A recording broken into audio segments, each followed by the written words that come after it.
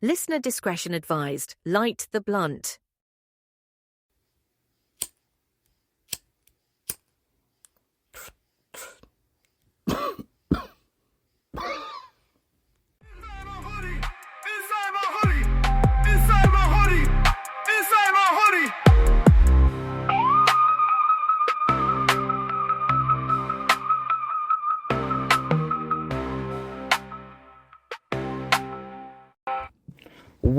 Well, look who's here. Hi. It's Brumfield Ask Danielle. Hello. How was the run? Oh, it was fabulous. Type 2. What's type 2? You don't know what type 2 is? Type 2 fun?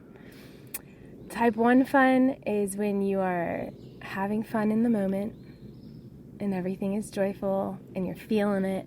Type 2 fun is when you may be dying or hating it in the moment, but right afterwards you're like, holy shit, I loved it. That's like eating at Olive Garden. I take like eating out in public anywhere, really. And then type 3 fun is like you didn't have fun doing it, you didn't have fun afterward, and it's just shit. So who decides when it's type 3 fun? Teachers? I don't know. It's like a personal. Oh, it's a preference. Spectrum. Yeah. Okay. Everything's on a spectrum. So running is majority type 2 fun for me. Mm-hmm. Yeah. So it sucks, but there's such a reward that it's worth it. Yeah, During like literally suck. the moment afterward, I'm like, yeah. But then, like, while it's going on, I'm thinking of, like, probably most everything negative. But sometimes, like, I'll have moments, like, where it feels good. Like, everything just clicks. And more so that comes on the trail. But I am competitive and... Interesting. I don't remember meeting you. Oh, my God. I don't know if I remember. Like, I think I just walked in there one day and we're just friends, for like besties. Like, I guess that's how it happened. I don't know if I've ever heard that. Like, because I'm kind of like a memorable person. That's what I am too. I thought you would remember me at least. I remember like I don't remember like specifically meeting you, but then us just like vibing. Yeah. No, I either go from like not 0 to 100, but like I either vibe or I don't.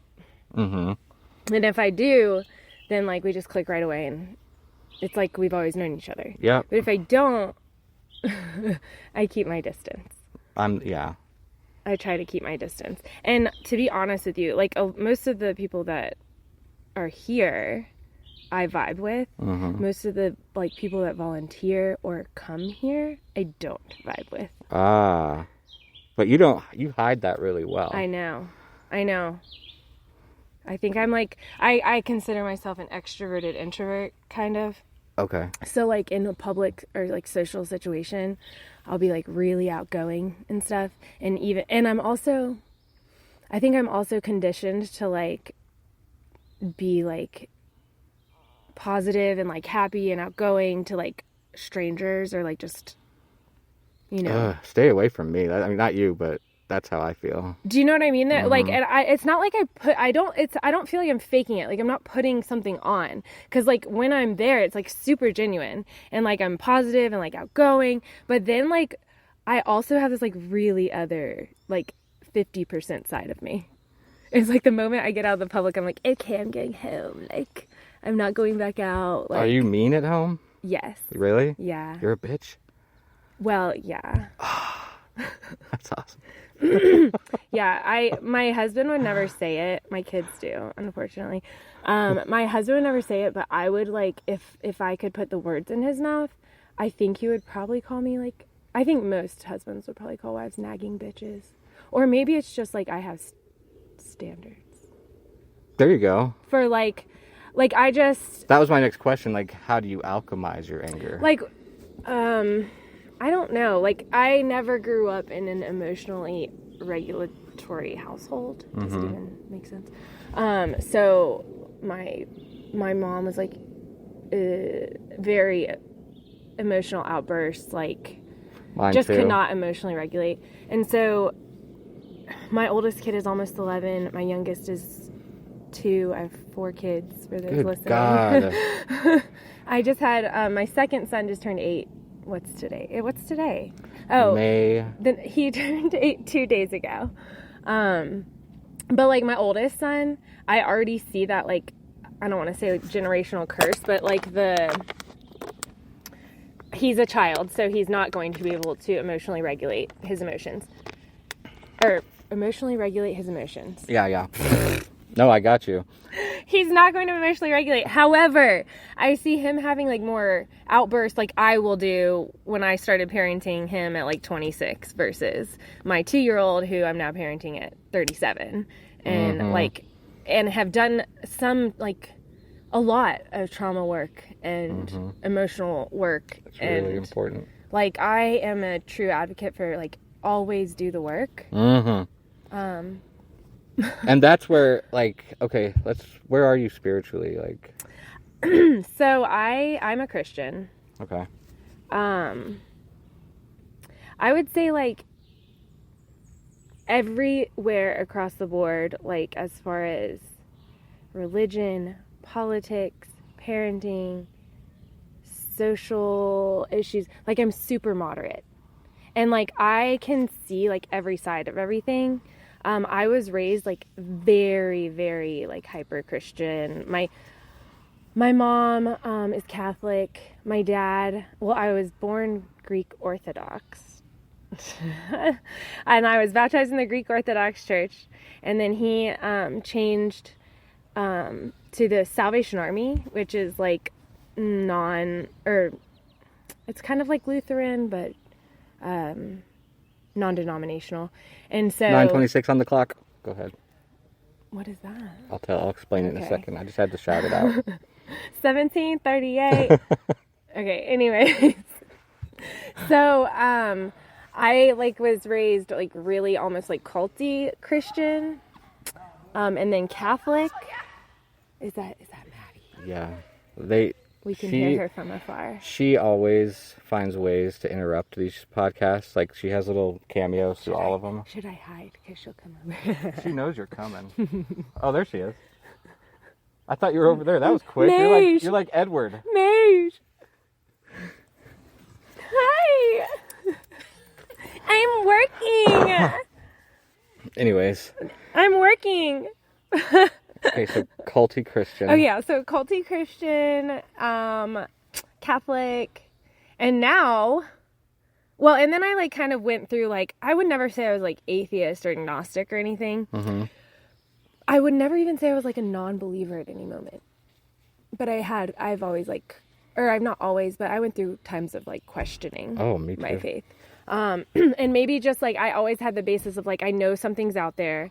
I know there is a God, but, like, who am I to say who and what that is and, like, how many, or I don't know. So anyways, so I went through that, and then, like, for my kids' sake, and just, like, unfortunately, like, I say unfortunately because, like, I feel like I don't like this, but it makes me feel good to go to church.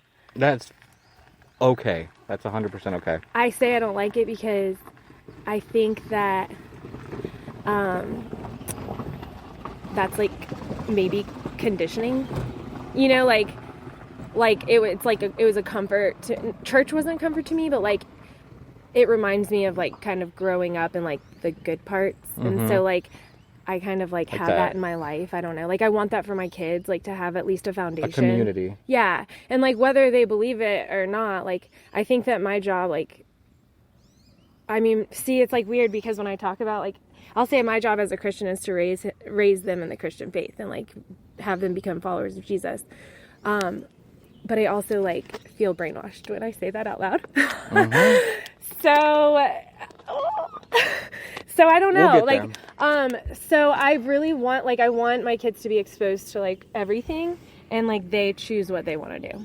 And then I also, like, I have been a yoga instructor for, like, 13 years, and I stopped teaching, like, unless I come up here and teach or whatever, but I stopped teaching, like, last year, and part of it was, like, I just felt like it was becoming, like, super, like, weird religious as well. Do you know what I I don't like know. the yoga, because I have heard other churches say yoga is Ew, yeah, evil, and I don't agree with that. Yeah, no, I don't either. I just, like, I felt weird, like, teaching that anymore either. Like, I felt like fake teaching that. Like, why say, like, namaste means, like, hello and goodbye in Hindi. Like, why do I say that? Like, it's like when you go to Hawaii and you say Aloha. aloha. Like, I don't know, but I'm not in like, Is there Hawaiian India. yoga? It's like namaste. I accidentally aloha. one time, like, I was teaching a class and I go, I said, I think I said amen instead of namaste. And then I immediately was like, amen, namaste, shanti, la la la la. Like, I like did all the things. So I don't know where I stand. That's, I guess, where I stand. But I mean, I grew up, it shit's sounds hard. very similar to my upbringing. It was very Christian. And then I started deconstructing 2.5 years ago. Okay, yeah. That's a Because good word. I realized most of my faith growing up wasn't based in any kind of love. It was based in fear. Well, 'Cause- absolutely. But also, isn't that like the Bible? Yeah, but that's Not right. only because they take it so literally. Right. And I've done a lot of work, and I was terrified to even start asking the questions. Like, So but- I like going back to like, am I mean at home? Like, I randomly sometimes will be like shaming. This is horrible. Say it. I I'm love like it. not doing this, like, because I want to. we used to throw water balloons at Iraqi kids. Oh my God. Okay, well, these are my own children in America. Exactly. Feral, yes, but I'll like shame them, and I'm not even like really meaning to. It just like kind of comes out like, you're gonna go to hell if you keep disrespecting me. I used to say that What to people. the fuck? Yeah. Like, I don't know if I mean it, but like, oh my Can you gosh. honestly imagine sending any of your kids to an eternal No, torment forever but and neither ever and can ever? I imagine my God sending you. people to an eternal hell. And I, one thing, like, so we go to Baptist right now, and one thing with Baptist is, they're like, well, I mean, all Christianity, not so much Catholics, which this is why it's like more foreign to me, but like Baptists are heavy into evangelizing. Mm-hmm. And like, that makes me uncomfortable. Me too. Like, who am I to go in and tell you who to believe? And if you don't believe that, you're going to live a fiery eternal death. Oh my God, it's Or live disgusting. eternal death. It's full gross. of oxymorons this morning. But you do know what I mean? Mm-hmm. I don't get that. I don't get that. It doesn't like sit right with me. Like, There's a So- lot about the Christian beliefs that doesn't sit right with me as well. Like, yeah. the whole, you're inherently scum. Yeah, right. Or also, I mean, like, our duty our duty is to, suffer here on earth, and Right. then so that's But those beliefs and codes completely contradict what Jesus did, who said he came to give life and give it more abundantly. And well, I get tripped up too. They say, like, I don't know who they is, but they're out there. Jesus lived like the full human experience. Mm-hmm. Like, so don't he have sex? Yeah, he didn't live the full experience. Really? And he gave up his weekend. Really? I think, like, did he have sex though? I want to know. I guess we'll Because never know, but Mary, they say, like, there's people that believe him and Mary Magdalene, like, had a baby. that's so funny. But he is God, and he did create sex, so Well, why not he give it a had to little have, go? I don't know. Give it a little go in that avatar. I think I would like my God to have experienced everything. Yes.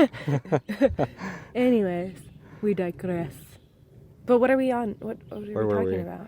Christianity and how shitty it can Ew, be. yeah, I don't want to talk about that anymore. All right. Have you read any smut lately? That's a sensitive subject. Because, like, there's a little, I kept thinking I was an ant, and that's a spider. Oh God, this is shameful. I read a lot, and I started getting on. Someone put me onto these Colleen Hoover books. She's like, it's like teenage horrible writing, but I can read them in like a day. And with 4 kids and like all the craziness, like, I want to get books read, so I have to binge them. So I Yeah. need books that are like binge worthy. Mm-hmm. So they're super smutty, like Not quite like porn, but, you know, just trash. I just finished the last book in her anthology of like 30 Holy 30 shit. books. Oh, that's... Okay, now I see why you said shameful. That's a commitment. That's not shameful. And I may or may not have left one or two of them at Hike In because I didn't want to take them back with me one day. So if y'all ever that see, explains like, why books, these flushed ladies keep walking in. I bring them, I finish the books here, and then I don't want to carry the weight back. So. But yeah, I just finished the last one. I think there was like 28 books or something. And I am in a depressive state. Oh, I get that. That's that after show blues when you finish the series. Well, and it's like a show. Like, I truly feel like when I'm reading, like...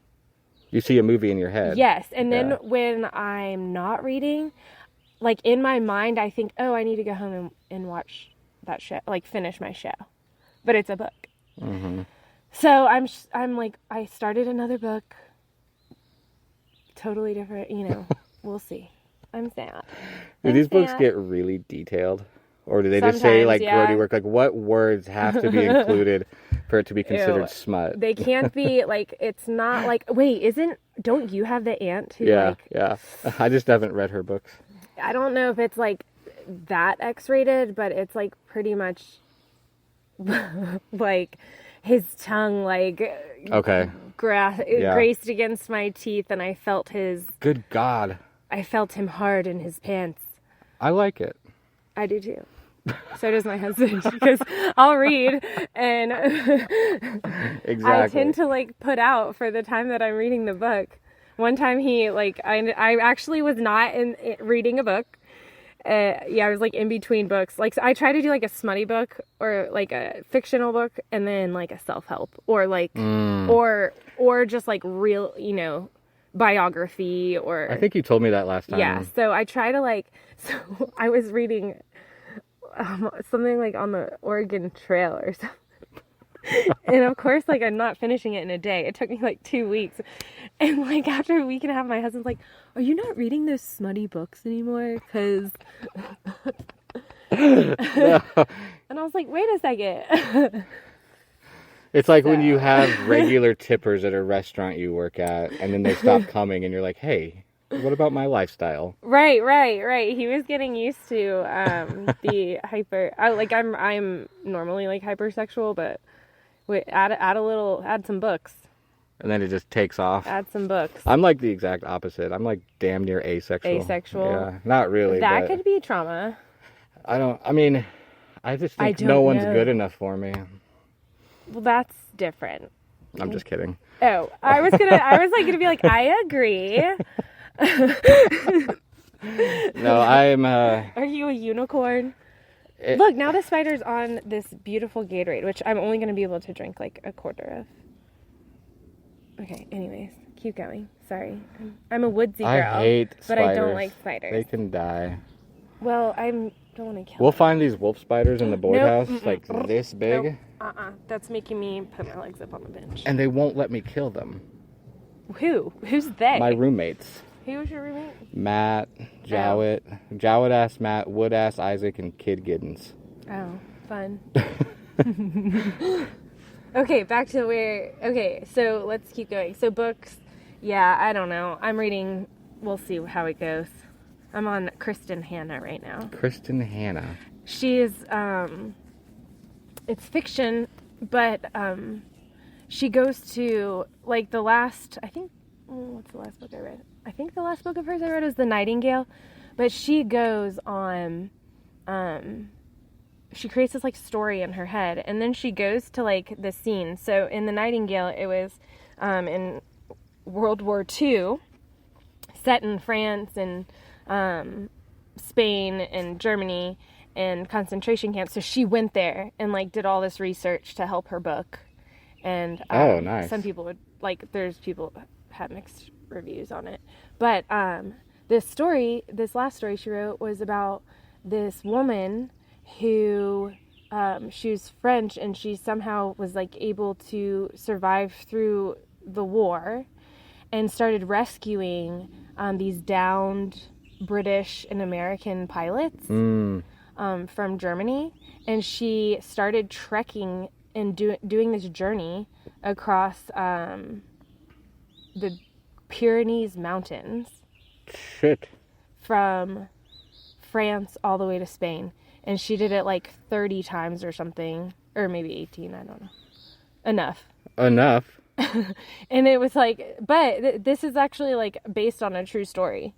So I got all into like looking at the true story. And the woman inspired me so much because I'm like do ultra running, you know, like run through the mountains. So I was like, how amazing would it be? It's called the Silver Comet Trail or something. I've heard of that. Okay, I know exactly not what that the not the Silver Comet like in Georgia. Oh, then never mind. The Cobb County gentrified. The rapey trail. People get raped on that trail. No, this is like the Comet. It's called something like the Comet Line Trail. It's in Spain in France. But they have a 100-mile race. Or like, yeah. How come you didn't do the death race?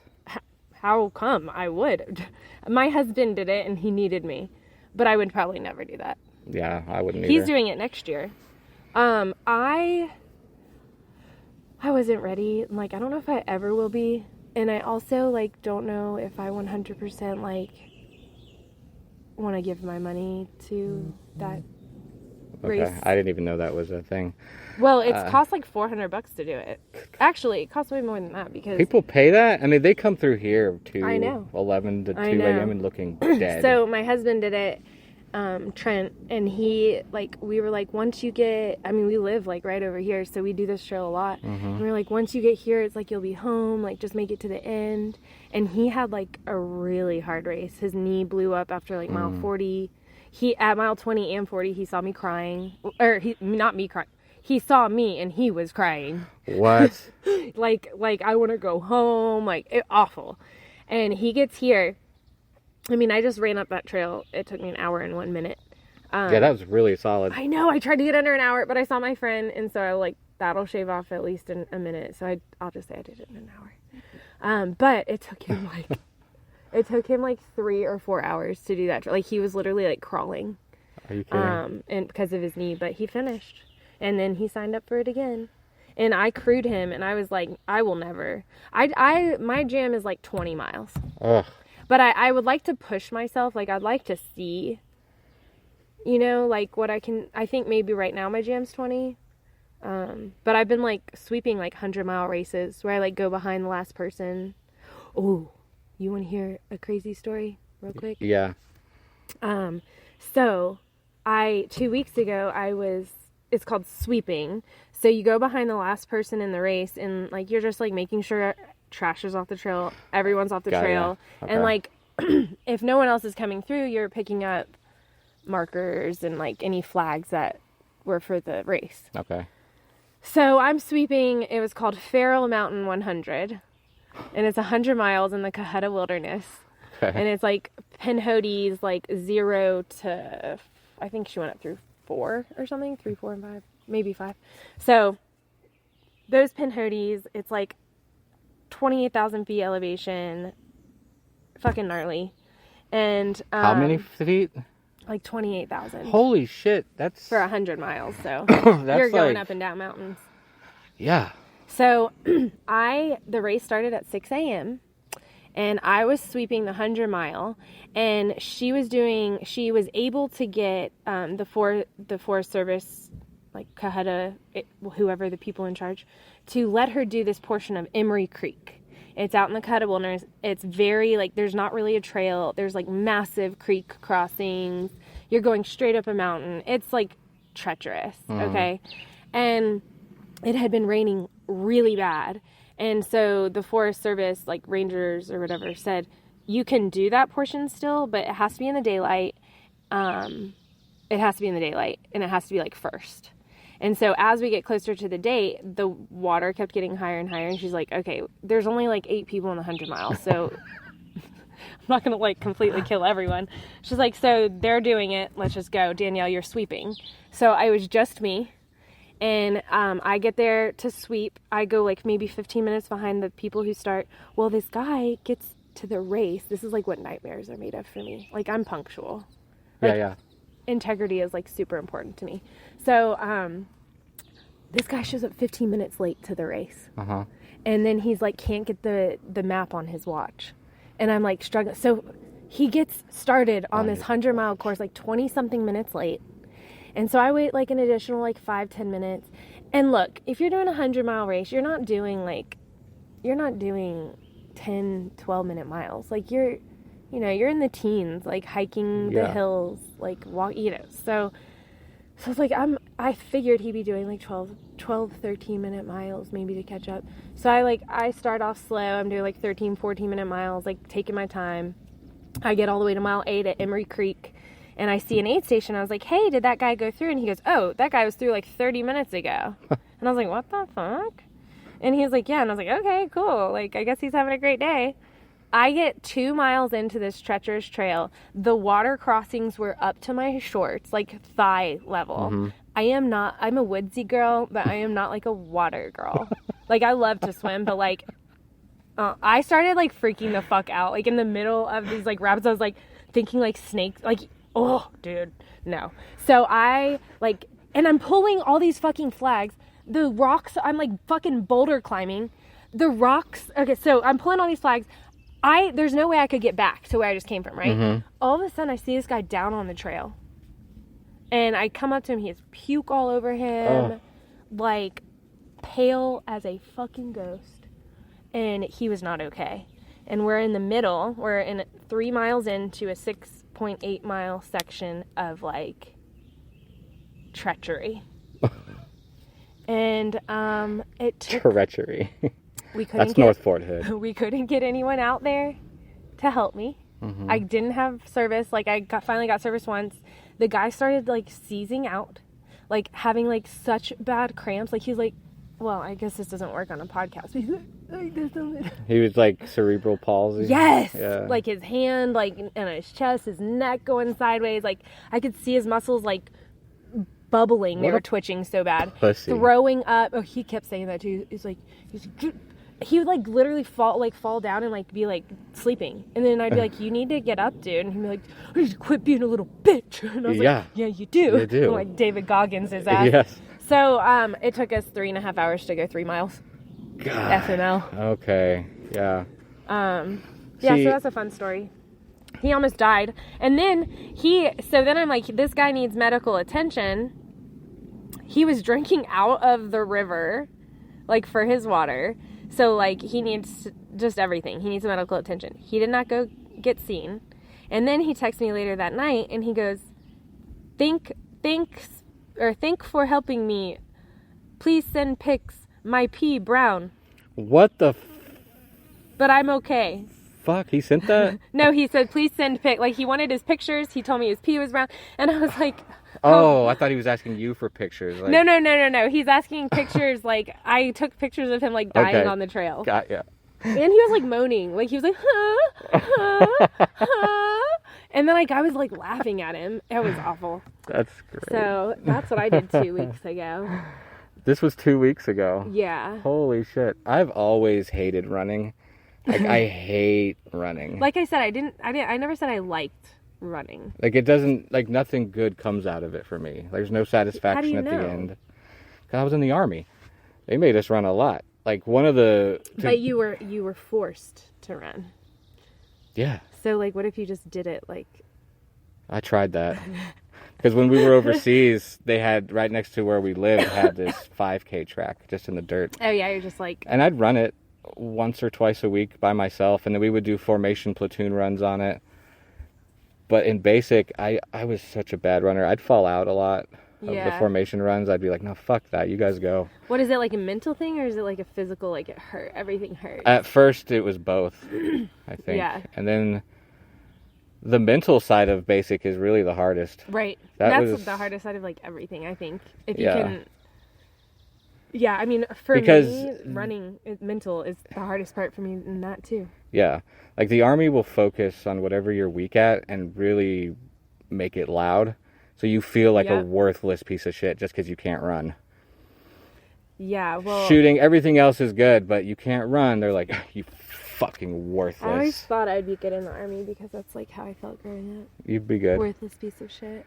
Yeah, you fit right in. Because they will remind you you are indeed. They'd be like, what? We didn't raise you like that. We loved you. Really? Anyways. Yeah, I feel like my parents loved me too, but there's definitely I have notes. Conditional love. I had to be like, good girl. I went along. I mean, my parents are divorced, so I have like kind of, my mom and dad are like the same, but very different. Mm-hmm. Like narcissist, same, but different in the way they grew up. But I was just like, I had to be the good little girl. Like, don't cause problems, don't talk, just be there, look good. That's so unfair because do you understand the principles of like the law of attraction or anything like that? Like, not from a new agey culty standpoint, but the reality of the metaphysical world, I guess, because it works really well. But where was I going? Okay, so I'm going to try to get this thought out because it's one of those jumbled ones that I've never worded, so I'm going to try. But like, we attract to us based on what we're feeling and thinking. Absolutely. Manifestations. So when you've got parents taking all their kids and forcing them to act a certain way. Yes. That is just hindering the future vibrational process for them. Well, it's not letting, like I just now like started kind of being able to formulate my experience into words. Because, like, I wouldn't say what I, like, went through was abuse, but it was. It was, like, psychological. Like, I was never allowed to explore my authenticity. Mm-hmm. That's what you're getting at. Is, like, I truly was, like, never allowed to cultivate anything as, like, an individual. Exactly. And what's crazy is my mom would like, would like deny that, like would be offended that I said that, like would be like, how could you say that? Like, I gave you every opportunity. Like I never, like, anytime I ever, this is why it's like deep seated emotional manipulation, because like if I expressed any of my wants, my mom would like say stuff that would like change it to make it seem like I didn't want that. Mm-hmm. Okay, gaslighting. And then, yes, I hate that word, but, like, the more I look into it, it's like, oh, my God, I was, like, yeah. So, like, that happened, like, almost in every single moment of my life. I was in, like, anything I wanted to do, it just was, and then it was, like, maybe I wanted to do ballet. Like, I did a lot of ballet when I was younger. Maybe I really wanted to do that, you know, but it was, like, okay, that's acceptable, but like only as far as in these parameters that you can do this, or like only if it's not an inconvenience, or like it's not a burden. Like my husband would say, like, I always tend to think like I'm a burden. Himself? If he were to describe me, he always thinks like I like act like a burden. Oh, I got you. Yeah, that's because not that's good. Like how I grew up. You know, like. I've come through a lot of, I was constantly told, you're not good enough. And maybe not those exact words. That's like, that's even more fucked up. It's like, you got that feeling. You got those vibes.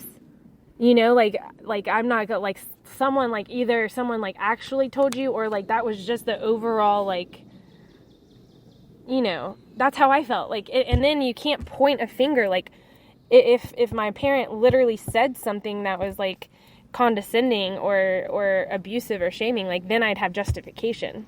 But it was like, as a child, you can't explain like an overall vibe. Right. Yeah, it's terrifying. Like, I don't belong. Like, I'm not wanted here. Like, I felt like that. I mean, both my parents, like, they got divorced pretty much like when I was 1. Like, the marriage was over before I was born. But like, I felt like in either household, like, half of me wasn't wanted. Mm-hmm. And like, they you know, part of them, like, they couldn't have done anything right to like not make me feel that way, because it was such like a hard breakup for them, and my mom like hated it. Was like so toxic that like if I acted like my dad, my mom would like hate that part of me. Or if I went to my dad's house and I acted like my mom, my dad would hate that part of me. And so now, like, in my marriage, like, like, if I go, like, I'm not, like, bipolar or manic depressive, but I have, like, I'm passionate, or, like, I'm ADHD, so, like, I have, like, highs and lows. Yeah, me too. And, like, I could be, like, the most joyful person, and then, like, literally, like, suicidal. Yep. Like, and I don't, like, my husband doesn't understand that, but, like, I truly, like, have, like, dark thoughts. Yeah. Not that I would act on them. And that's why I, like, never, like, I shared with a couple people, but, like, I don't share with it because, like, I don't want to be, like, put away or something. But, like, if something, like, like, I, like, immediately be like, well, maybe I should just, like, off myself. Oh, my God. I was just there in December. Like, but it's, like, a random, like, it's not, like, it's just, like, a fleeting moment. It's not, like, a period of time that I sit in. Oh, I'll sit in it for days. Planning. I won't do that. I'll do that, like, I'll do it for, like, maybe a couple hours. Or, like, if I'm in a really tough situation, it might be a fleeting thought for a few days. But I'm not, like... But, immediately that's what my mind goes to. Mm-hmm. And, like... I think it's subconscious for us. Take us home. That's how I feel about it. Like, I don't want to don't... disappear. As far as I've been told, most people, like, don't think that way. And then that makes me feel even more fucked up. Do you know what I mean? Like, but then I like started like looking into ADHD characteristics and stuff, and that's like truly like a huge characteristic of ADHD. Mm-hmm. Yeah, I don't know. It's weird. It's weird. Like, cause I like truly am like really a healthy person, and I mentally am probably about as healthy. Like, I wouldn't want to be anyone else, and like, but like inside my brain, that's where it goes. Yeah. And I think that's from growing up. Like, ADHD was my problem too. Like, I was diagnosed really young. Yeah. And my parents didn't have a good grasp on it and stuff. And they really told me all the time, you're just not applying yourself. That I heard that so many times. Okay. It's like, no, I will apply myself if I give a shit about it. Right. But if I don't, I can't make myself. That's the brain. It doesn't work that way. It's not that easy to focus on it anyway. Right. But they would dangle dreams and stuff in front, like, well, get your grades up and then you can learn how to play. Yeah, I was,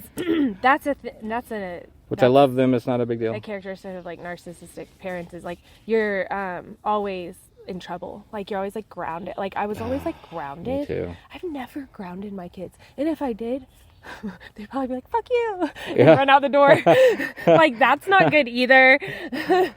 But, I don't know, like, and like, not grounded in a sense, like, you're not going to see your friends, like, grounded in, go to your room where you have nothing. Yeah. Like a jail cell.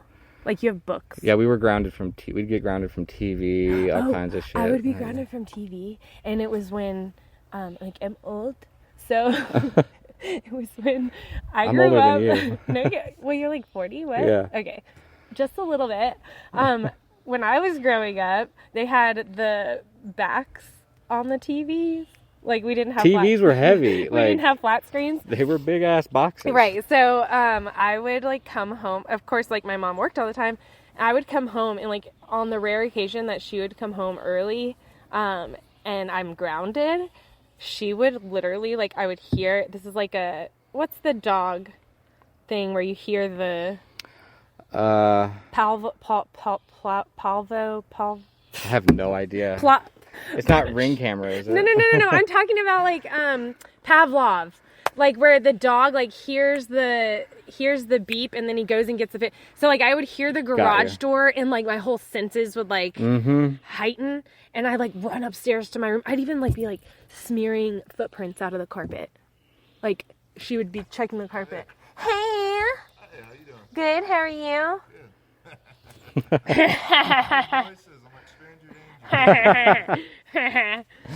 That was Llewellyn, Brandon the Felon Llewellyn. Yeah, our podcast didn't start with a... That was so funny. That inspired me. I secretly, the last episode, it was like 17 minutes I did with Jared, was just I brought it out and just hit record, and he didn't know. And we smoked a blunt. Oh, see, that's better, because I'm like starting to forget that this is here. Exactly. Which is not good. Okay, wait, what were you talking about? Okay, so she would come home from work and she'd go straight into the TV room and feel the back of the TV. To see if it was hot. Give me a break. Yeah. That's so, what's the word? Psycho. Controlling. I wasn't going to be that mean, but like, yeah. My parents, like, we would get free Showtime or free HBO, and I'm an 11-year-old boy. Ew, I know all about that. Wanting to stay up late, you know, and they'd Maybe come in. Maybe that's why I'm hypersexual. Did you ever see the pay-per-view Static? Yes. Oh, yeah. Well, okay, that's what I watched at my mom's, Channel 99. Yes, but at my dad's house, he did have HBO, and, like, those after hours, like, he would literally, like, leave the TV on, and I would, like, be, like, pretending to sleep with one eye open, like, oh, my God. Yeah. I got peeks at things when I was very young, and it chemically changed my whole brain and my whole outlook. And yeah, that's what I'm saying. Like, hypersexuality. Like, I'm telling you, that could be the trauma. That's why you went the opposite way. Well, I'm not the opposite though. But I'm like, you're down just to clown. No, I'm just saying, like, it's not like on the front, like, it's not on the forefront of your brain constantly. It is. But okay. I just don't. I have it so under control because then I would never say you're asexual. I can just withhold and be celibate for a really long time. Well, so can anyone. Like, lies. We cannot. It would be really awful, but I just think that. But I was exposed like really, really young age, like with sex, and I'm also like Scorpio. I'm a Libra. Oh, well, I'm Libra, Scorpio, kind of, but I'm definitely 100% Scorpio. Okay. So maybe that's why we vibe. When's your birth? I'm a Libra. I'll vibe with anybody as long as you don't fuck with me. October 25th.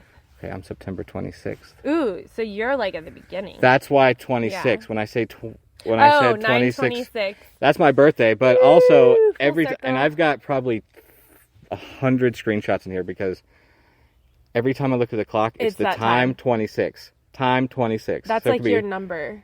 26 is one of them, and then 7 was my number. Yeah, 7's. And then lately I've been seeing it all the time. 222. Oh, really? 333, 555. There's some shit going on in the spiritual side of things, and I've been really manifesting some change. And I can feel it boiling and coming. It's happening.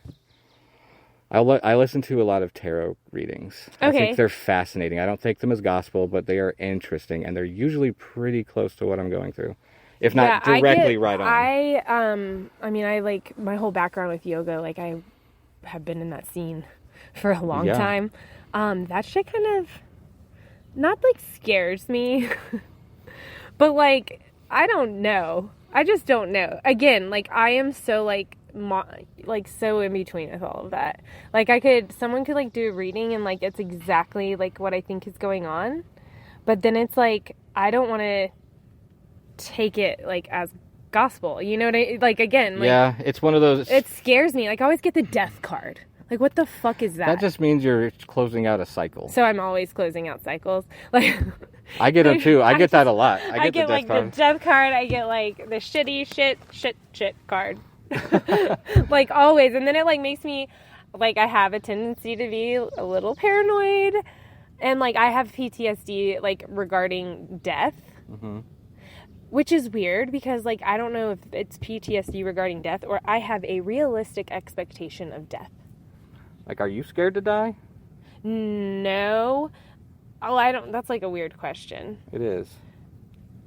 I used to be. I was terrified of it. Now I'm. I don't know if I'm like scared. No, I just like I'm overwhelmed with the reality of it. Okay.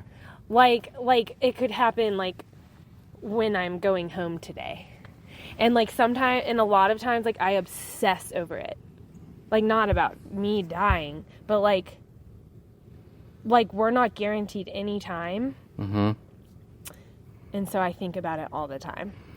Like, everything could be taken from me. It could. Literally. And that's PTSD. I had, like, I grew up, like, in East Cobb and had, like, over 30-something friends. Yeah, shout out. The East Cobb snobs? Yeah, 100%. And I can be that if you want me to be. I have had like over 30 friends like die of overdoses. Holy shit. Yeah. 30? Over 30. I stopped counting after like 20, and then like when it got even like boom, boom, boom, boom, boom, boom, we sat down and counted, me and my husband, because we grew up in the same area. It's sickening.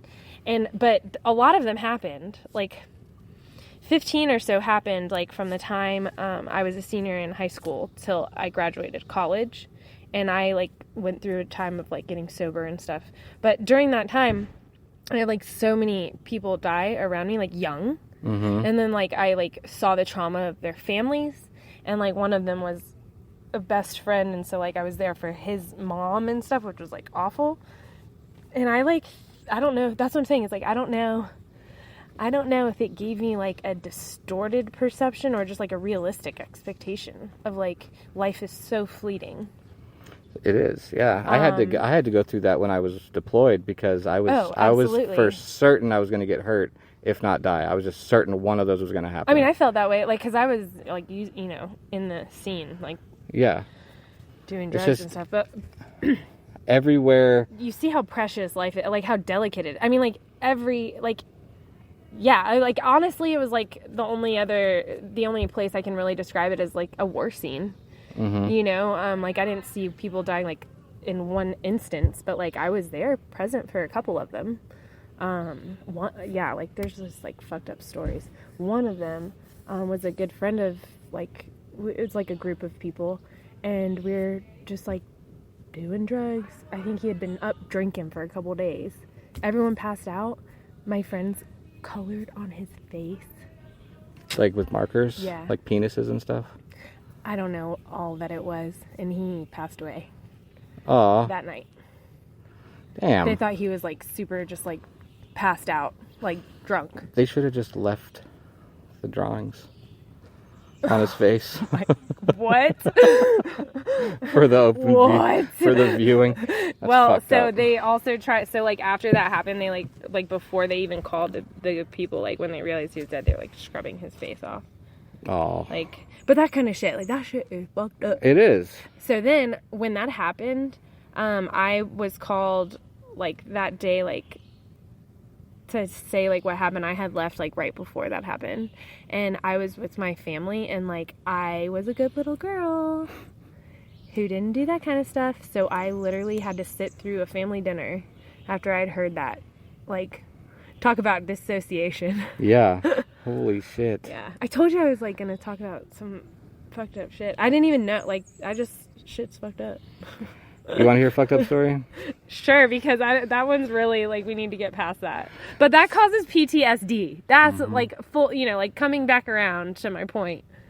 I don't think, like, that's, like, normal to go through that kind of stuff. I think it used to be. Like, if you were a Viking, you probably dealt with all kinds of pain. Everyone had PTSD. Medieval. You were just normal.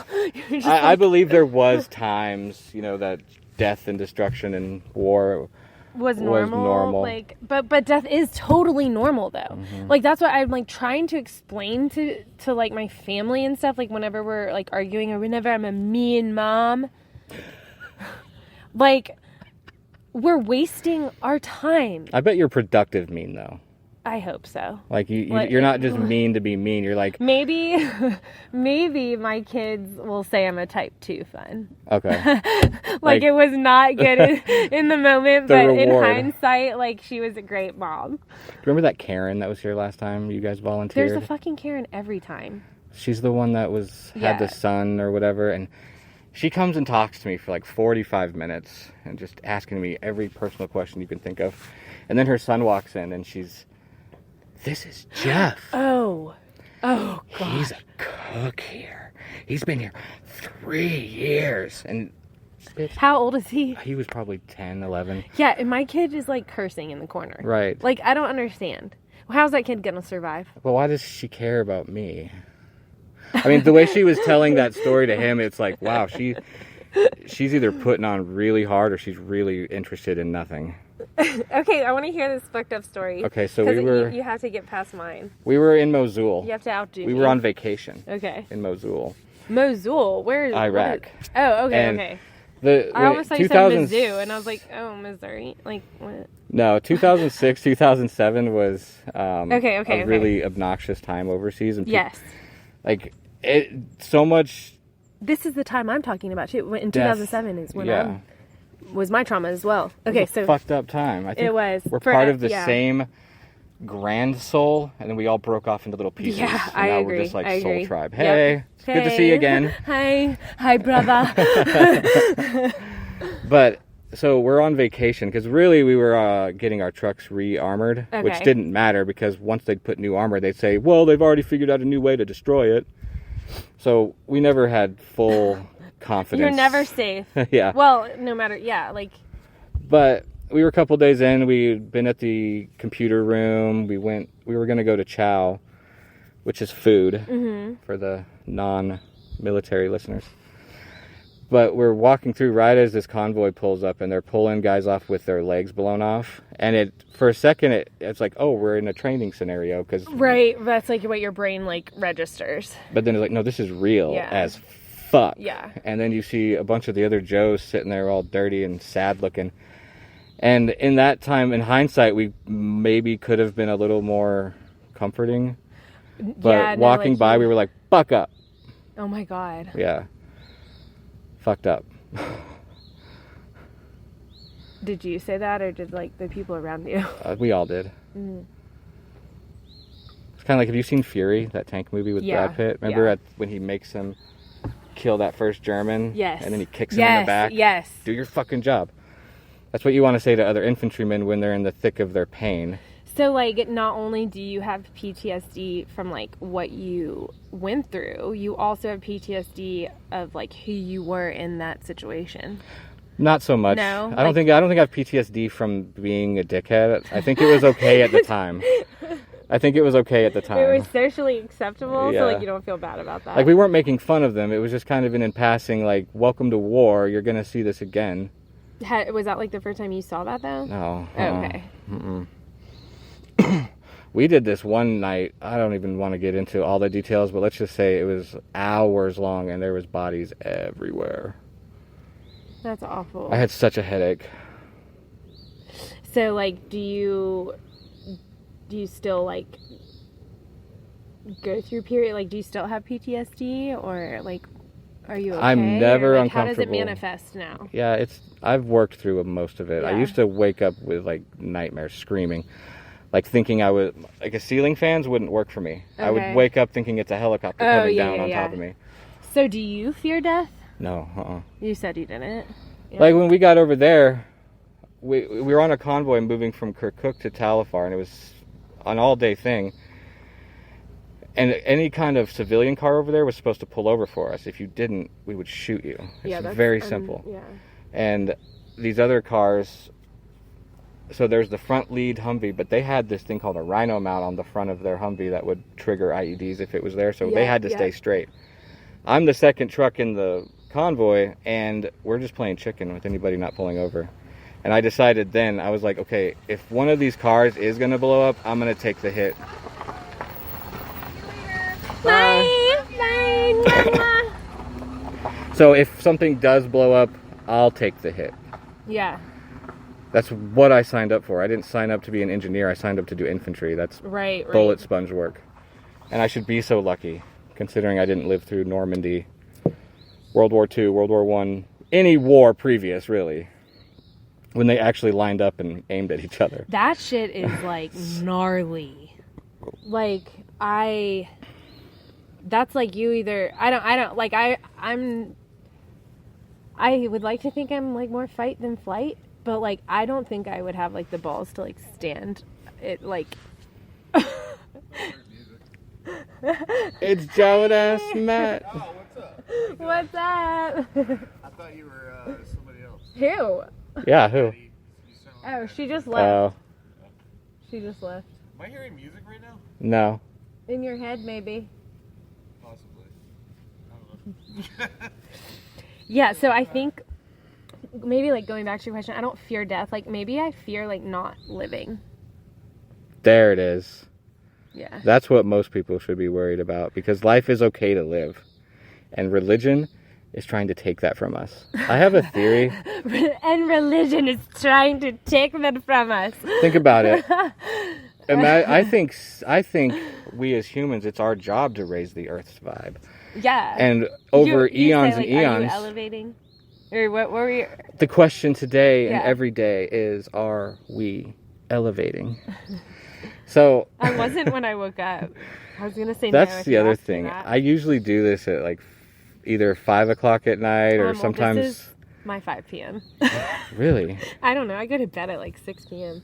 That's why it's taking me so long to get up here, because I just am like... Just lazy? And like I am... Yeah, lazy. Let me go run like 20 miles to get here. I actually am. Like, I'm a lazy runner. Like, I am the type who will go and run, and then, like, if I'm in the car, I'm like, can you drop me off at the front? I don't want to walk. I get that. But right now, I'm, like, having a little bit of a complex because, what the fuck? It's getting dark last night. It didn't get dark until, like, 9 something. And it was light at, like, 5:50 this morning. Like, I went to bed, and it was still light out, and I woke up, and it's light out, and I am not, like, okay with that. Full-blown summer, yo. I can't do that. Like, something's wrong. Like, I need, some dark time. I'm, like, really big into, I just love hibernating. Yeah, I do too. It's just, like, and that's why you cannot tell me that I'm not an introvert, because, like, I need, like, time to charge. And like lately though, the past couple years, my charging time, instead of being in like the sanctuary or comfort of like my home, my cushy little comfort home, I'm finding it in the woods. Exactly. That's why I came here. Yeah, like I like truly like feel really good in the woods. See, that's why Eric needs to give me a fucking job up here, because I'm like, please, like I'm not normal. Please, I need like, how would I ever, this is the only place I could ever work where I'd be happy. You'd think that, but there's so many miserable people that come through here. I know, and I would be miserable too, doing like anything. Besides like everything I want to do. It's a good practice for me here to keep bringing myself back around to gratitude. Because being thankful for things is very important. I mean, those high feelings. Yes, that's elevating. You're elevating. If you elevate yourself, the universe is going to give you more. Okay, so you want to hear? You want to hit this? No. Okay, I'll hit it for you. Wait. It's the boys. Okay, so. See, his hair's longer than mine. I know, Kid Giddens, he's got hair. I like pretty hair. Yeah. Wait, what were we just saying? Elevating. The more whatever feelings you're putting out is what you're going to get back up. Oh, yeah, I agree. Well, maybe. And then, yeah, you feel that way, and then, like, crazy shit happens. Okay. But this is what I've been on lately. So, I've replaced everything with, like, or I try to. I've replaced everything with, like, I have to with I get to. Exactly. So, like, I have to go get my kids. I get to go get my kids. I have to go for a run today. I get to go for a run today. Mm-hmm. I have to cook dinner. I get to cook dinner. I have to clean the house. I get to clean a house. I get to clean a fucking house. Yeah. Yeah. Like, I get to clean a house. I have to go drive. I get to go drive somewhere. I have to go grocery. I get to go grocery shopping. Do you know how, like, we live, like, paycheck to paycheck because we're general contractors, so we get, like, lump sums of money, and then we spend it all because we have 4 kids and blah, blah, blah. So, but, like, I get to go to the grocery store and spend $400 on groceries. Yep. Not that it's, like it ain't no thing, but, like, I have $400 to spend on groceries. Exactly. Now, if I have $0 when I get done, fuck it. But I have $400 to spend on groceries. Do you know how many people, like, don't even have, like, that? Mm-hmm. So, I'm trying to put only people who've been through some shit, I feel like, have that perspective. Oh, for sure. And so, like, in a way, like, I'm glad for and grateful for, like, the shit I went through and the shit I'm, like, still processing and going through. Mm-hmm. Because it's, like, helps me to, like, understand the grand perspective. Like, people who are narcissists, they don't realize that they're, like, not the only person. Exactly. Like when there's this thing, it's scientifically proven, like, people who live in remote, I can't say this word, rural, people who live in rural, yeah, sure. people, the farmlands. People who live in rural areas, I didn't get there. They have like they're like less likely to be narcissists, less likely to be self-absorbed, like more into the community. You know why? Because there's less lights and you're able to see the stars. And they say there's like scientifically proven humans who can like view the stars in like outer space more frequently than others, like that it like puts them in perspective, and they have like a more empathetic view of like the world and understanding of it, and they're like more selfless. Like they've like tested people and like all across the board. Yeah. And so like when I read that study, like I made an effort to like go outside, you know, here and there, and just like, you know, look at the stars and like realize like I am just a little thing, a little guy. Just like a people smudge. don't understand I'm how just a speck. It's one of the biggest pet peeves I have with humans is they don't realize how resilient they are. I would totally suck this the wrong way, like every I do that all the time. time, but you learn. Like it needs like an arrow, like this way. I just know window side up. But humans, they are so pussy. Yeah. And it we're pisses selfish. me off. Like, that's what I'm saying is like you get so worked up, like. Do you remember that girl recently who got made fun of because she asked a job about time blindness? No, what? She asked how they accommodate time blindness because she's ADHD and all this stuff. And I know what that's like. I grew up right thinking, you know, feeling anxiety for being late all the time and all that stuff. The army knocked that out of me. I'm very punctual now. Wait, I've never heard of this because I probably have it. Because I have the worst anxiety for like being on time. But you're always on time, right? Because of the anxiety I have. Like, I just PR'd a run because I had to fucking get here 5 minutes before 9:15. Because that's on time. I know what you mean. Okay. But she's basically saying, I'm not going to make any effort to change myself. Okay. You need to accommodate me. Oh. And she was told, you're crazy for that. That's what? So like she just like if someone's like, I want you here at 10 a.m. she just like arrives whenever. I guess, or I think she just won't even notice it's 10 a.m. She's watching her show. She just completely forgot, sidetracked. Dude, I don't. Like that's selfish to me. There's so much work. That's so disrespectful to me. Yeah. Like so time to me, like you can't buy it. Well, I mean, I guess you can buy time. Yeah, you can buy time. But you can't, you know, like in reality. Like just time is the one most precious thing that's like not tangible in this world. Like, and it's all like we can't measure it. Like we could be sitting here talking, but like we could also be like we're also somewhere else in a different dimension. Oh, here we go. That stuff's so weird to think about. But that's also time. That's what I'm saying. Like time is relative. Like we're talking about time like right now. Okay, so not on that water don't planet. Don't pass that anymore.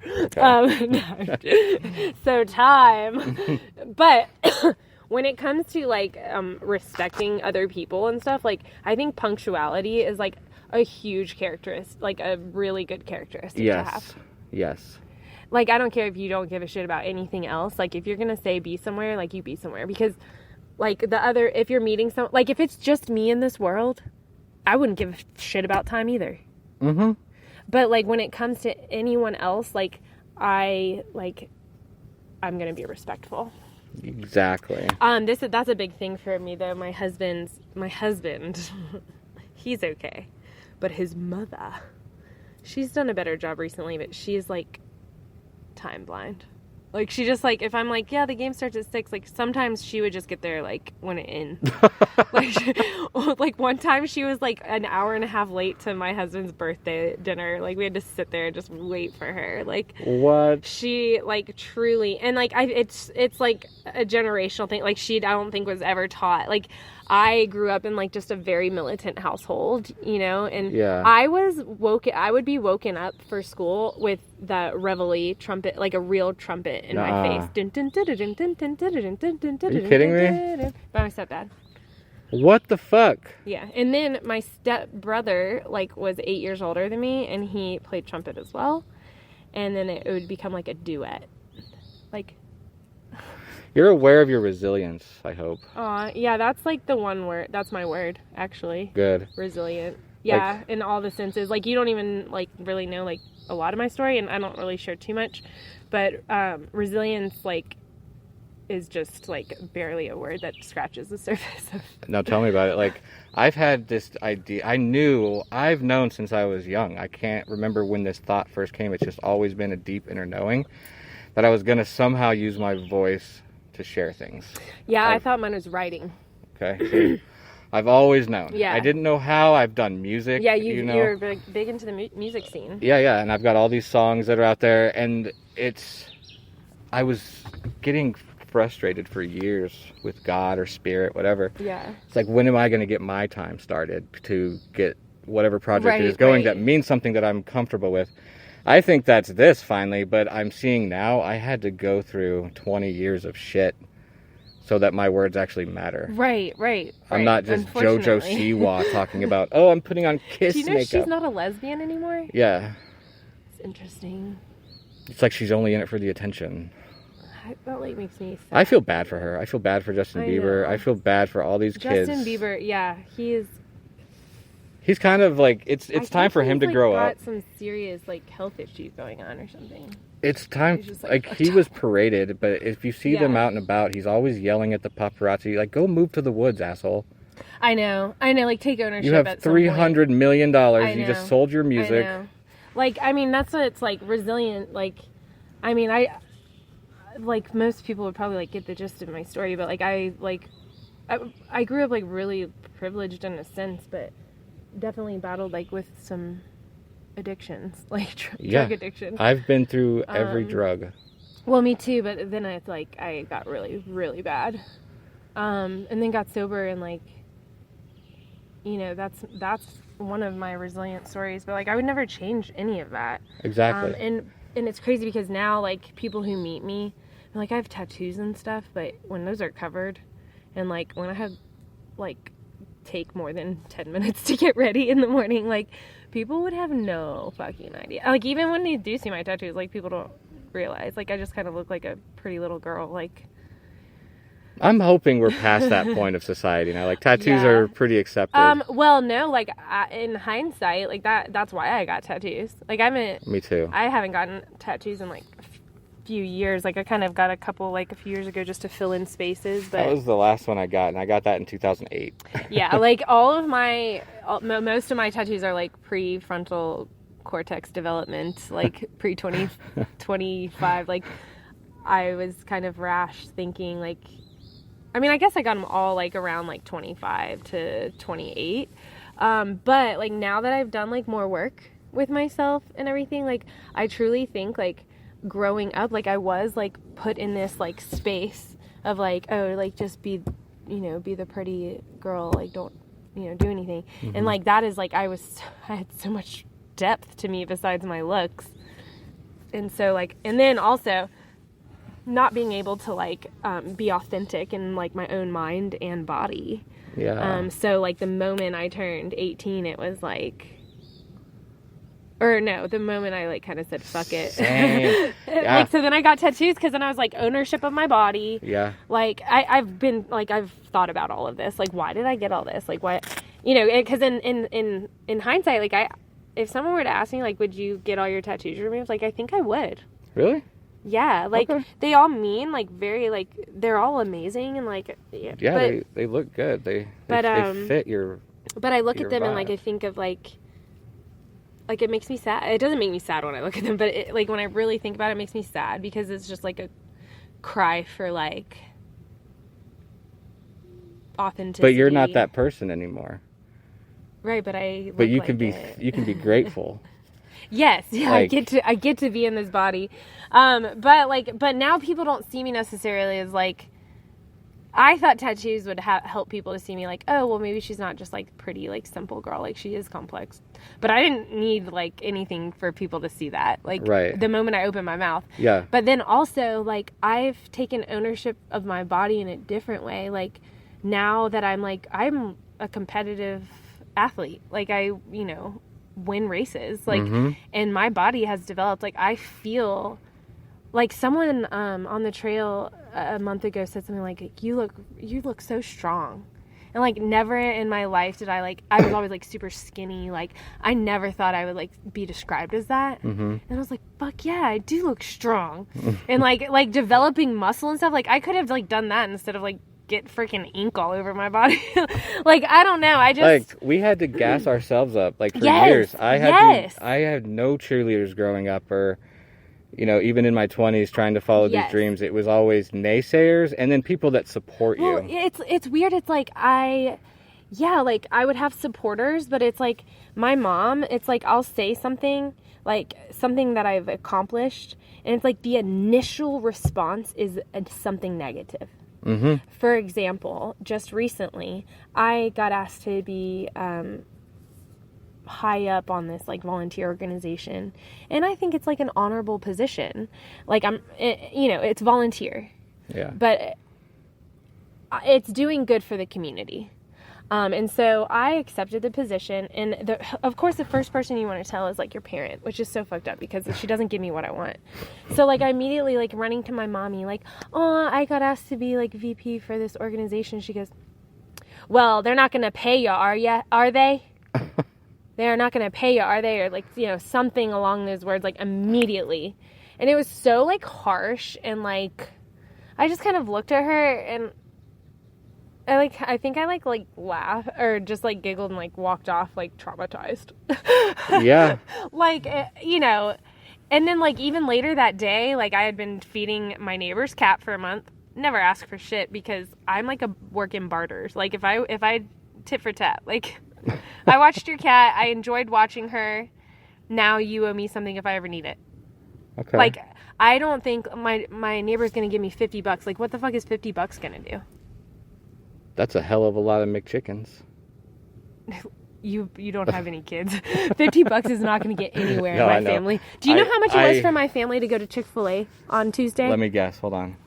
There's 6 of y'all? Yes. 10 and under. I'm gonna say close to $80. It was $70. Yeah. 69 something. So, but I was like $50. Like I'd rather have that like, oh, you owe me something lingering. Like if I got to go out of town in an emergency situation, oh, you owe me a cat watch. Gotcha. Do you know what I mean? Yeah. So I told my mom, I was like, yeah, my neighbors came back in town. I was watching their cat. She goes, what'd they give you for that? That's the thing. My soul is so much older than I think even my own folks, because I just feel so grounded when it comes to certain things. Okay, well, shakes. That fucking uproots me when she says that stuff to me. Absolutely. Like, I think I've done all the work, and, like, I think I'm okay, and then, like, and I think I'm not vulnerable, and, like, fuck her, like, I don't care what she thinks of me. And then, like, she makes a comment, and then even in the moment, I'll be like, whatever, and I'll brush it off, and then a day later, it's like a fucking seed in my head, and, like, and then I go, and then I'm in bed for a whole day. Or, like, then I am absolutely not elevating that day. That's okay. Let me see, where should I go? Elevating, I used to think, I have another thought too. Remember this word, lack of humanity words. Oh, yeah, okay. Okay. So back to elevating, I used to think, oh, I've had a bad day, I'm back to square one. Right. Start work over. No. Oh, yeah, I finally realized it's... Like, you're regressing. You're not really regressing. You're just pausing. So I'm reading this book on trauma right now, and it talks about that, like the window of like where trauma is basically like a wound, and like whenever you have like a wound kind of like it's scratched, you have a moment. It's called like a of course I don't know the technical term, but it's called like a window of something, like window of opportunity, where you can either be healing that wound, like even if it's 10, 20, 30 years, like kid trauma. Yeah. You can be like actively healing that or like creating more. Okay, I see. So like every day, like you have a choice. And like if you're sitting in your shit, and it could be like there's this book called Origins of You, but I feel like anytime you're sitting in your shit, like it always stems from some type of like childhood. Like, yeah, you either have abandonment issues, you feel like unworthy, you feel unloved. Like it all stems from like one of those like origin, like negative effects. And so like when you're stirring in your shit, like that's what that is. Like it's like triggered somehow that's like triggered, or like, you know, subconsciously like you're inadequate. Either way, every time I feel a low vibe feeling coming up from my past or whatever, I try to alchemize the fuck out of it. Like how? I usually write songs. Oh, okay. Like I'll sit in the pain and be like I have to catch it. I don't want to become part of it. I just like, observe it, and then I can turn that into something useful. I medicate, which I do too. I want to like try and get away from that because I feel like that's still like a crutch. What do you take? Marijuana. Oh, that's just. I mean, I'm on Adderall too. No, I don't like take anything. Like that's my, you know. No, but like if I'm like if I'm feeling like, you know, my mom's like bugging the shit out of me, I immediately like will go to like I need to smoke a bowl and like. And then honestly, like a couple hours later, I'll probably drink one IPA beer, and then I like pass out and go to bed, and then like wake up feeling not physically hungover, but like emotionally hungover. I know, yeah. So and then that's when I'll go for a run, and then I like kind of work out all this shit in my head. And then sometimes it like makes it better, and then sometimes like I lash out at my kids. And this is in hindsight, like I don't realize I'm doing it, but like I get extremely short-tempered and overstimulated, because I'm emotionally inadequate. Like I'm emotionally not well. Right. like in the time that like I've had the mom trauma, like there's like one fucking comment, and it's always like when I'm in my most vulnerable. Like it's like the crazy thing about parents is like I'll be like hanging out with her and she'll like do something that's like super sweet or like nice, and so I'll like, you know, open myself up, and then she makes that comment. Yeah. So I am having to learn as like an adult how to like fucking deal with that, and not be like and not have that come out in like these weird ways. I hate ADHD because I lost my thought. Oh wait, it was the I know the lack of humanity one, but I had another one. I know. Was on what you were Look, just talking I've been about. so good today. Typically, I am like trains are all over the place. No, you've done great. I think it's from running. And I think it's good that you came now instead of one of the first ones. Oh yeah. Because I've got my practice. Oh yeah. The first few, if you go listen to them, they're just kind of like practice. You literally just have to sit here, and I will talk to you. It's easier. It's I can talk to a tree. Like, and this Coke helped a lot. I've like drank this whole Coke. I love Coke, Coca-Cola, not cocaine. But I don't like cocaine. Ew. I've done it a bunch, and it just makes me like aggressive. No, I do like a numbie or whatever, but I'm like not that type of person. Like I don't need cocaine. Anything you want, I can get. By the way. Ew, nothing. Anything. I want time. You want ketamine? Oh my god, I'm just no! joking. I'm just fucking around. I've seen people do that. I actually have not done that. Like I've done like. No, I've seen people do that, and they're like, "I'm going in the K-hole," and yeah, I've never done it. And like fall like flat. But these people are like like, you know, the people I used to hang out with, they're like shooting it up and stuff. Yeah. I don't know how else you do it. I don't know either. No, I like Mary Jane. She's my friend. I dropped E last night. Oh my! No wonder you like had a hard time with. Yes. No, that's like horrible, dude. It's not that bad. Yes, it is. Yes, it is. Only because it sucks your fucking shit. Here's the rub. What if I told you that only happens if you let it? No, I disagree. I'm living proof. I'm the fucking pudding. No, you just don't know how good it could feel to not do that. I'm very well versed in these drugs, and I know what you're talking about. The first few times I've done Molly and all that, I got depressed. Well, no, I used to do that like a lot. Like, oh my, I used to work at Starbucks one time. I took this is funny. Well, I don't need to go into all that, but I would be scared fucking shitless to do anything. I don't know if it's because I have kids, but like I used to do mushrooms a lot. I can't do those anymore. Dude, I like no, I don't need I'm good. Like, I had a marijuana doesn't like necessarily do it for me anymore, but it helps. Like all I need is like just a little bit of help. That's why I take Adderall. Well, yeah, and I probably could be on that, but like I'll just do like a sativa. A sativa Adderall? No, like a sativa like blend, that's what this is. A blend of sativa, and then it's like an Adderall. But I'm like, oh, if I chug a Red Bull, I get really tired. So like, it's really difficult for me to like, I can't. Dude, we are so similar. I know, like I can't medicate for my ADHD. I'm talking about like, I medicate like for my mental, like the weed helps with that part. Oh, same. Like as far as like my attention, I just like live my life now, and like if I. You're a CFO, right? So you. Well, yeah, but like for my own company. But that's still badass. Yeah, and we just got fucked on our workers' comp. I think we owe like 15 grand. Who does that to people? Like for last year, these people didn't have coverage for 1 month. We paid them one check, and now we owe 100% on it. It's highway robbery. What the hell? I know. It's awful. I'm a lot more like Ron Swanson. It makes me want to throw up. That makes me want to like just fuck it all. See, I'll be super positive. I'll be like, well, fuck everything. I don't want to be here anymore. I'll say like randomly, like the kids are my kids are psycho, and like so I really will go from like 0 to 100 or 100 to 0.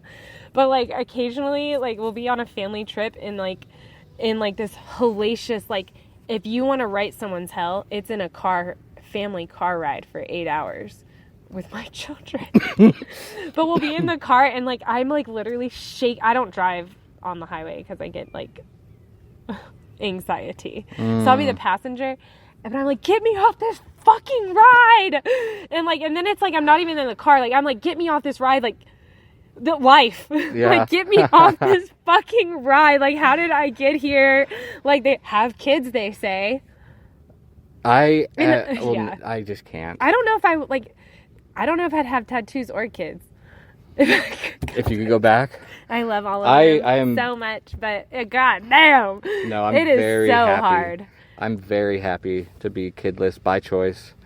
I'm a great uncle, I think. No, I'm actually not. I'm not a great uncle. I'm kind of a dick because I'm never there. I'm never around. I live here. They live up north. Right. I go when I go, but I just don't give a shit. Yeah. I don't want to give a shit, but I have to. Like, I love everybody, and they're in my head, and they're in my thoughts and my prayers. Why do I need to show up every birthday? There's a movie on Netflix called, like, I Care a Lot. Have you seen that movie? I don't have... But it's like, I fucking care. Like, I don't want to care so much. So stop. Well, it feels really good. Weed helps. Yeah. That's just not who I am, though. Like, I have, like, I'm, like, the more kids I had, like I had to have all those kids to like take ownership of myself. Like I don't think I ever would have been I don't ever think I would have had like the mental tenacity or fortitude. Yeah, I'm like I've always been feisty, but I've never like really been able to like choose like me. And like the more like I develop my own like life, the more I'm able to really do that. I'm sure I could have done that without kids, but like... That just gave me my other thought. People need to realize that they're in charge of... So most people want to take all their outer circumstances... Or play like victim. And then treat their insides with whatever that is. That's going to give you chaos every time. Right. If you can stabilize your inside feelings, the outside will obey. Do you think, though? Like I watch it happen. That's assuming that life is fair. It's not fair. It's not fair at all. Right. But we get the free will. Yeah. I just, like, it bothers me when, like, I feel like I'm doing, like, everything good or, like, I'm trying to do the right thing. You know, like, there's so many fucked up people in this world and, like, shitty shit. And I could be doing, like, shit. But and then like I'm still fucked by something. But if you're thinking that way, like if you're expecting it, did you hear my court story? No. I skipped out on jury duty. It was an accident. Oh my God, my husband did that. It was an accident. Yeah, did you get a sheriff? I got a letter in the mail. Like a certified. warrant. No, it wasn't a warrant. I had to go answer for it. Okay. So that happened in January, and I decided a couple weeks before, I'm not going to let this bother me. I'm going to show up, and they're not even going to know why I'm there. Okay. Does that happen in court? No. If they send you a certified letter, they're expecting you. Right. I showed up, and they did not know why I was there. I wasn't on their lists. I showed them the letter. They're like, well, you're free to go. Yeah. You know? That shit's real. It's all about that faith Jesus talked about. Little as a mustard seed. You sound like my husband. My husband's like, you gotta know. I was like, you know, like you know. I was like, fucking, like I literally was crying about this, like 15 grand. Like that could put our whole company at, like they could put that to collection, you know. And my husband's like, he's upset about it, but he's like, it'll just like happen, like it'll work itself out. Like I'm not gonna stress about it. Mm-hmm. And then I just get angry because like that's where the time comes in and like the life, like there's no reason why we should be like worried about we should be worried about spending, like about living, about spending like our time together and like trying to get the most out of everything instead of like trying to pay these fucking bills. That's why I would totally move out into the fucking woods, but I can't because of my kids. And I am not... brats. Yeah. And I am not like a homeschool person. Like I don't want them at home. That's why we go to school. Right. So, you know. Well, it's going to fly by. Yes, it will. It is, and then it makes me sad. But you can find that peace without the woods. You can find it right in the midst of all that chaos. Ugh. It's hard work. You've done a lot of work though. Yeah. You already have. I like have the your tools. Foot in the door, and it's. Yeah, my biggest thing right now, I think, is like trying to like emotionally regulate and just like who I am, who I know I am, like my soulful self. Mm-hmm. Like who I am in my soul. Like I need to reflect that like in every part of my life. Like my hardest issue is like at home with my husband. But I'm like a hard lover, like with my husband. Mm-hmm. But like it's like mostly like outbursts and stuff with my children. Like just emotionally regulating. So I don't like carry on like shit. Right. Do you know what I mean? Yeah, and like and I've been given, and that's where it's like it's aggravating to me because like I've been given all the tools. And sometimes I feel like I'm like I'm ready, and then other times it's like, you know. That's just how it's going to be, though. But it's worse when you're aware of it. Yeah. Like if I were ignorant to it, like it's like whatever, fuck, you know. As I've been steadily watching my own progress, I can definitely see my impatience when it shines through. It's like you know, you keep falling back and like, but you can't help it. There's something. But you know, negative emotions are not inherently bad themselves. It's the actions that they could cause. But when I get angry now, I separate myself from whatever it is, whoever it is, for at least a day. So I can come back. How are you going to do that if you live with those people? I do it. I'll drive my ass to Buc-ee's. How are you going to do it if you have to wipe those people's asses? Those people depend on you. Well, then you've got a challenge I don't have. I know. That's where I'm like, I really, truly am challenged. But I want to coach you. Oh my God, are you now my life coach? No, I don't know any. I'm a student forever. I'm always going to be a student. I think it's funny people make money off of like life coaching. Yeah, right. I think it's genius. Get paid to be like, here's my advice. Get paid to do anything. That's true. I mean, you're gonna kill me if we do any longer because it's getting freaking hot. I know it is. I holy shit, we've gone 90 minutes. Oh my God, you didn't think you could talk this long? No, I'm glad. I can go for 5 hours. I know. But that's what she said. You know, I think I just know that if you're feeling a vibe that's low, that should be switched around and noticed and honored and recognized. But put it in the front seat. Don't let it drive. Okay, yeah. Like they're allowed to be there. Yeah. They're good compasses. I like that. They're good compasses. I like that. So, and I have my days too. Like when I got dumped up here and I had to just deal with that because no accommodations were made for me. No, and you have to be around it constantly. But we're good. Yeah. We're good friends. I actually, looking back, I'm glad she was here because I was able to pull her aside and have those closure conversations rather than just we're never going to see each other again. Right. Like, and have it open-ended or like... Yeah, that was 8 years of traveling the country together. And yeah, that's... So it sucks that it ended, but I'm at peace with it because I did the work and I didn't turn bitter, and I can be proud of that. Yeah, and y'all, like, both seem to be, like, thriving to a degree. It's great. But this was... jealous of you living up here. It's so pretty. You should be. I get to go, like, have fun going back, though. Well, if it's any consolation, your life from an outsider's perspective looks put together and... Thanks. It is. I mean, it is put together. Like, it's definitely... We have our shit together. Like, but there's always shit. You're a human. Yeah. And humans, we... I'd rather be real than, like, fake, though. Yeah. That's, like, so important to me. Exactly. That's so important to me. Thank you. Like, looking back and seeing the accomplishments and the... Like, I've got friends that played in my band that did nothing to do with the, like, the Mulan recording or... Yeah. But they'd go around, this is my band. This is my band. It's like, yes, you're in that band, but do you really feel like you've put something towards that? Does that feel, like, right for you to be, like... you're a cover artist. Yeah. Exactly. So living our elevated, authentic selves. Mm-hmm. Well, thank you for having me. Yeah, you can come back whenever. I would love to. I should do this again. It's just going to keep going up. I'm not done. Okay. I'm not done with this show forever. Oh, okay. And my tarot says it's going to go on for 15, 20 years. So, and I've got generational... Oh my God, I'm going to be famous. All right, I'm going to try this before I go, but then I'm going to leave it with you. Is that okay? Yes, because I want to drink it. Have you tried this? No, I got it because it said new flavor. Lightning blast. And it kind of matches your shirt. Oh, we got to take a selfie, too, for the website. Oh, yeah. There's something over there. Like a snake or something. Probably. Is it good? That's the new flavor, Lightning Blast. It tastes like a mix between, like...